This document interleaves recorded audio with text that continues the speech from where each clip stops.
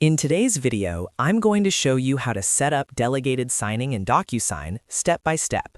Delegated signing is a powerful feature that allows someone else to sign documents on your behalf, or lets signers assign another person to sign for them. This is especially useful for executives, managers, or teams who handle contracts regularly and need flexibility in their signing process. I'll walk you through exactly where to find the setting and how to enable it properly. If this video helps you out, make sure to hit the like button and subscribe to the channel for more simple and practical DocuSign tutorials. Let's get started. First, open your browser and go to DocuSign. You can go directly to apps.docusign.com and sign in with your account credentials. Make sure you're logging in with an account that has admin permissions, because delegated signing settings are controlled at the admin level.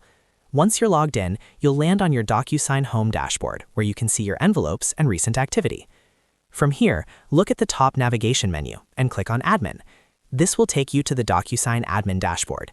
If you don't see the admin option, it likely means your account doesn't have the required permissions, and you'll need to contact your DocuSign account administrator to grant you access.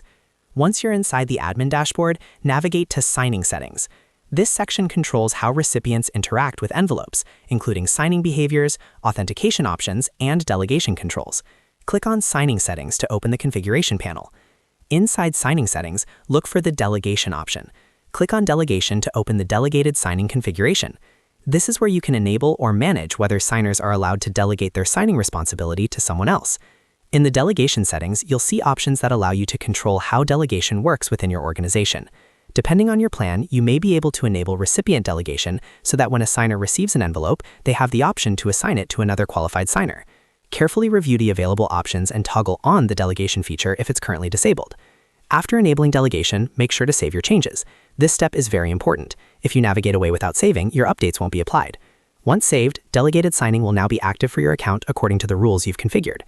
Now when you send envelopes, recipients who are eligible will have the ability to delegate their signing responsibility if needed. This adds flexibility to your document workflow while still keeping everything secure and trackable inside DocuSign. And that's it. You've successfully set up delegated signing in DocuSign. As always, test the feature with a sample envelope to make sure everything works the way you expect before rolling it out to your full team.